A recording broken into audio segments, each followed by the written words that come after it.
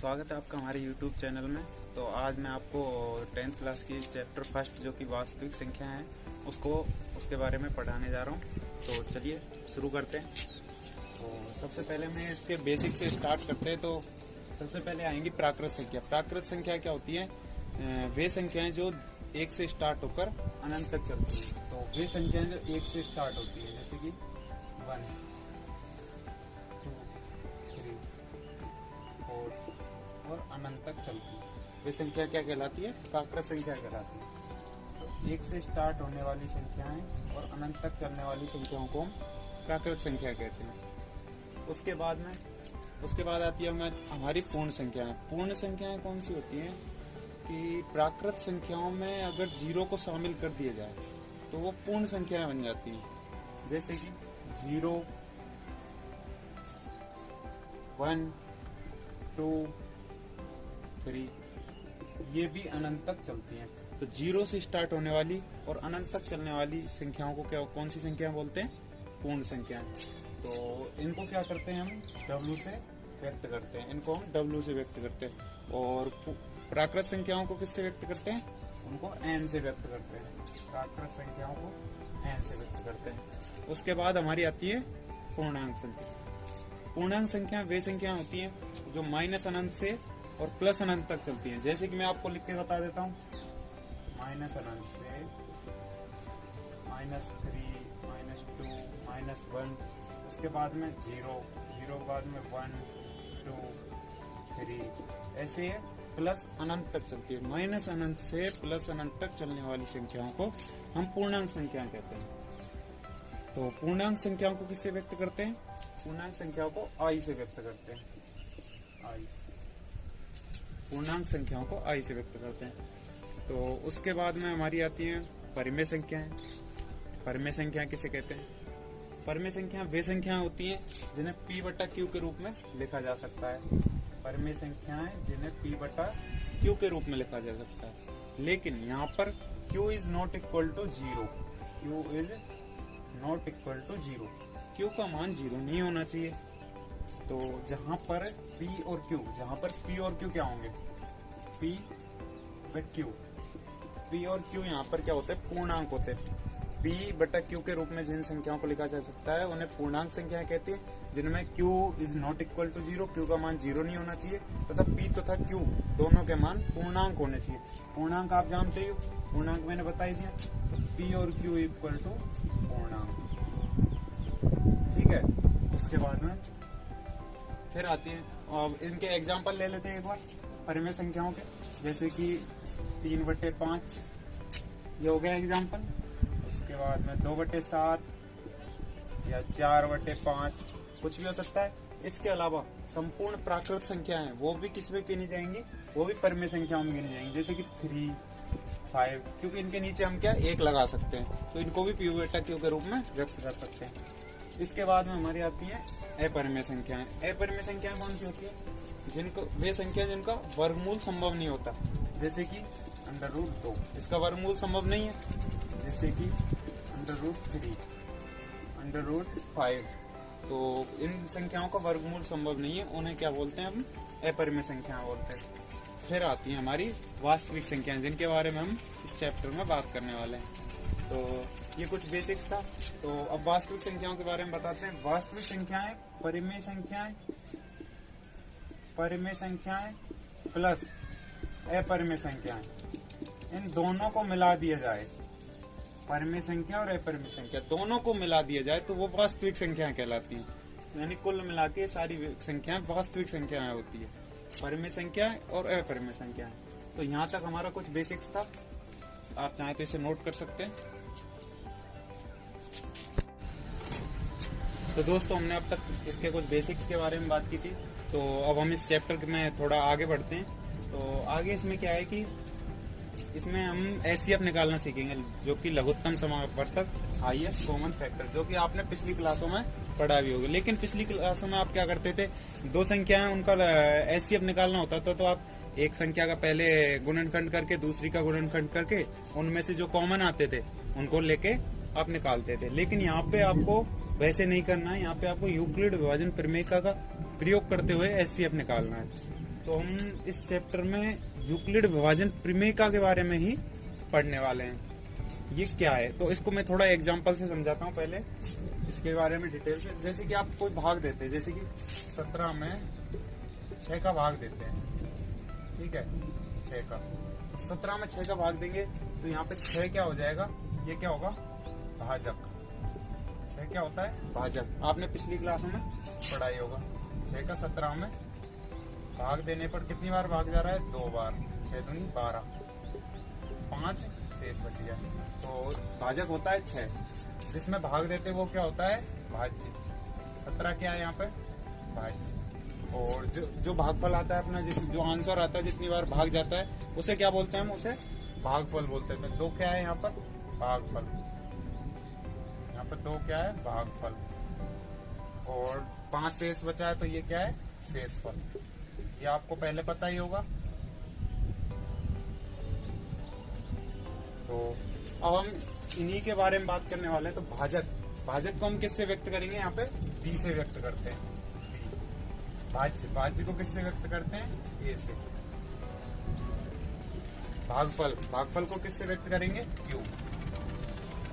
शेषफल को किसके व्यक्त करेंगे, आर से। तो ये कुछ इनके डिमोट हो गए। तो जैसे कि आपने पढ़ा होगा, ये भाज्य भाजक, ये वो होता है कि भाज्य बराबर, ये फॉर्मूला आपने बहुत पहले भी पिछली क्लासों में पढ़ा होगा। भाज्य बराबर भाजक गुणा भागफल प्लस शेषफल। पिछली क्लासों में आपने पढ़ रखा होगा। अब यहाँ पे भाज्य क्या है, ए। भाजक क्या है, बी। इनटू भागफल क्या है यहाँ पे, क्यू। प्लस शेषफल क्या है, आर। तो ये क्या फॉर्मूला बन गया, ए बराबर बी क्यू प्लस आर। यही तो क्या है अपना यूक्लिड विभाजन प्रमेय का। इसी की सहायता से हम क्या करने वाले हैं, 2 संख्याएं या 3 संख्याएं, जितनी भी संख्याएं होंगी, 2 संख्याओं का, इसकी सहायता से 2 ही संख्याओं का निकाल सकते हैं आप, 3 संख्याओं का एचसीएफ नहीं निकाल सकते। तो इस सूत्र की सहायता से हम क्या करेंगे, आगे एचसीएफ निकालेंगे। जहां पर, लेकिन ये याद रखना है, ए बराबर बी क्यू प्लस आर, जहां आर क्या होगा, 0 के बराबर हो सकता है या फिर 0 से बड़ा हो सकता है, और बी से हमेशा छोटा रहेगा। तो ये कुछ शर्त थी। तो इसके बारे में आपको बताता हूँ। 2 धनात्मक पूर्णांक ए और बी, जैसे 2 संख्याएं दी हुई होंगी जिनका एचसीएफ निकालना होगा। 2 धनात्मक पूर्णांक ए और बी दिए रहने पर ऐसी अद्वितीय संख्याएं क्यू क्या होगा, भागफल, और आर क्या होगा, शेषफल, जो विद्यमान है। तो ए बराबर बी क्यू प्लस आर, ये सब समीकरण उन पर लागू होगी। तो यही क्या हो जाएगी हमारी यूक्लिड विभाजन प्रमेय का, जहां आर क्या होगा, 0 के बराबर हो सकता है या 0 से बड़ा हो सकता है, और बी से हमेशा छोटा होगा। तो ये नोट कर लीजिए आप, उसके बाद हम सवाल करते हैं। इसका एक एग्जाम्पल ले लेते हैं। तो एग्जाम्पल है आपके सामने 4052 और 12576 का एचसीएफ निकालना। तो एचसीएफ निकालना यूक्लिड विभाजन एल्गोरिथम की सहायता से निकालना। तो उसके लिए अपन को क्या करना होगा, सबसे पहले इसमें ये पता लगाओ बड़ी संख्या कौन सी है और छोटी संख्या कौन सी है। तो बड़ी संख्या को हम ए मानेंगे और छोटी संख्या को बी। ए यानी कि भाजक, भाज्य, और बी यानी कि भाजक। तो इसमें सबसे बड़ी संख्या आपको क्लियर दिखाई दे रही है, 12,576 बड़ी है किससे, 4052 से। ये क्लियर दिखाई दे रहा है।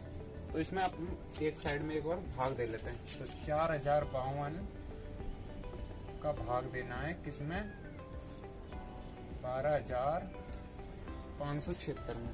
तो 4052 का 12,576 में भाग देना है।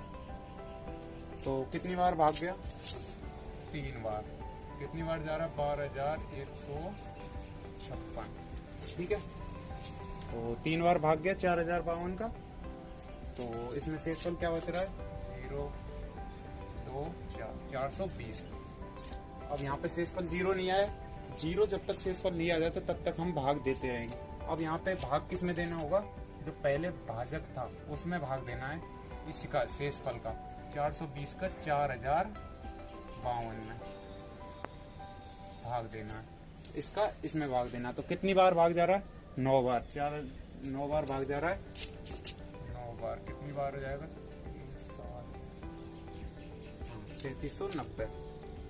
9 बार इसमें भाग जा रहा है। तो अभी भी पूरा नहीं जा रहा, सॉरी 90 नहीं, 80 आएगा। तो शेष क्या बचेगा? 2 7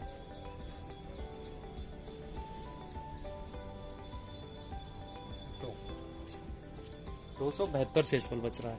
तो अभी भी यहाँ पर शेषफल 0 नहीं आया। तो वापस भाग देंगे, वापस 400। अब इस बार किस में देंगे? 420 में। 420 में भाग 272 का। तो 272 का 420 में कितनी बार जाएगा? एक बार। 272। तो 10 में 2 8 4 148। तो यहाँ पे भी शेषफल 0 नहीं बचा। तो वापस भाग देंगे। अब इस बार भाजक क्या हो जाएगा? 148। और भाज्य क्या आएगा अपना? 272। जो पहले भाजक था उसको भाज्य बना देंगे। 272। अब इस बार 272 में भाग देना है।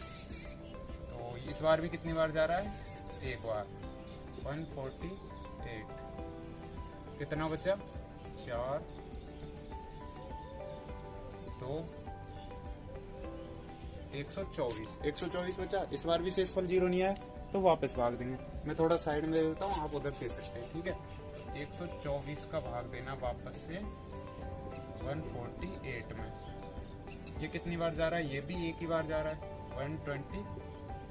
शेषफल क्या बचा? 4 2 24। इस बार भी शेषफल 0 नहीं आया। मतलब जब तक शेषफल 0 नहीं आ जाता तब तक आपको भाग देते रहना। तो वापस से एक बार और देना है। 124।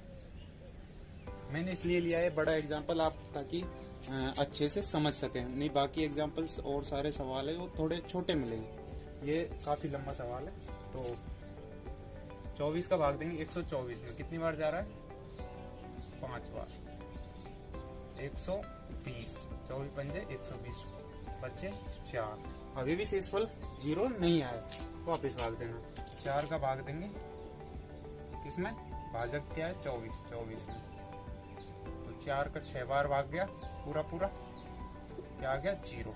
जहां शेषफल 0 आ जाए, जिस जगह पे शेषफल आपका 0 आ जाए, उसका जो भाजक होगा 4, वही क्या होगा? आपका एचसीएफ होगा। जहां शेषफल आपका 0 आता है बार बार भाग देने पर, उसका जो भाजक होता है उस समय, वही क्या होता है? आपका एचसीएफ होता है। यही क्या होगा? हमारा आंसर। अब इसको जो भाग दिया इसको स्टेप बाय स्टेप कैसे लिखेंगे तो मैं आपको इधर बता देता हूँ। यूक्लिड विभाजन एल्गोरिथम से। आपको पता है यूक्लिड विभाजन एल्गोरिथम क्या है? ए बराबर बी क्यू प्लस आर। ठीक है। जहां आर 0 से बड़ा हो सकता है और बराबर हो सकता है, लेकिन बी से हमेशा छोटा रहेगा। तो ए फर्स्ट में क्या था? ये 12576। भाज्य क्या है? 12576 भाज्य इज इक्वल टू बी क्या है? यहाँ पे 4052। क्यू कितनी बार भाग गया? 3 बार। प्लस आर शेषफल कितना बचा था? 420। उसके बाद जहाँ पे भी R is not equal to 0, यानी आर 0 के बराबर नहीं है। उसके बाद अब इस बार वापस से दोबारा भाग दिया तो 4052 यहाँ पे भाज्य हो जाएगा और 420 क्या हो जाएगा? भाजक। तो 4052 यहाँ पे भाज्य हो जाएगा इज इक्वल टू 420 क्या हो जाएगा? यहाँ पे भाज्य इनटू कितनी बार भाग गया? 9 बार। तो 9 लिख देंगे। प्लस शेषफल क्या बचा था यहाँ पे? 272। R is not equal to 0, यानी आर का मान अभी भी 0 नहीं आया। वापस रिपीट करेंगे तो 420 भाज्य बन जाएगा। ये वापस से भाज्य बन गया। 420 भाज्य इज इक्वल टू भाजक क्या हो जाएगा? 272 गुना जो कितनी बार भाग गया? एक बार। तो वो क्या हो जाएगा? भागफल 1 प्लस शेषफल क्या बचा यहाँ पे? 148। तो आर का मान यहाँ पे 0 नहीं आया। तो वापस से भाग देंगे। तो इस बार क्या हो जाएगा 272, यहाँ पे क्या आ जाएगा 272 भाज्य बन गया। भाजक क्या हो जाएगा यहाँ पे 148 भाजक हो गया, 272 भाज्य हो गया, कितनी बार भाग गया एक बार, प्लस शेषफल क्या बचा है 124 शेषफल, यानी r का मान 0 नहीं आया। फिर वापस से भाग दिया यहाँ पे, तो इस बार भाज्य क्या हो गया 148 भाज्य हो गया। भाजक क्या हो जाएगा यहाँ पे 124 भाजक, कितनी बार भाग गया एक बार, तो ये भागफल, प्लस शेषफल कितना बचा यहाँ पे 24 शेषफल बचा, यानी कि r का मान अभी भी 0 नहीं आया। ठीक है, इसी प्रकार 124 के बाद में आप किसका भाग देंगे, यहाँ पे अब भाजक क्या बन जाएगा, ये हो गया तो 24 क्या आएगा भाज्य, 24 भाज्य हो जाएगा, चल नहीं रहा है, 24 भाज्य हो जाएगा, इज इक्वल टू भाजक क्या हो जाएगा यहाँ पे 4 का भाग देंगे 24 में, कितनी बार हो जाएगा 6 बार, प्लस शेषफल क्या बचेगा फिर 0। जहाँ शेषफल 0 आ जाता है, r का मान 0, वही क्या हो जाता है वहाँ का भाजक क्या हो जाता है HCF। तो यहाँ पे 4 है, तो 4 क्या हो जाएगा यहाँ का HCF हो जाएगा। तो नीचे लिख देंगे अतः 4052 और 12576 का HCF 4 है। तो आज की वीडियो में बस इतना ही, मिलते हैं नेक्स्ट वीडियो में एक्सरसाइज 1.1 के साथ। धन्यवाद।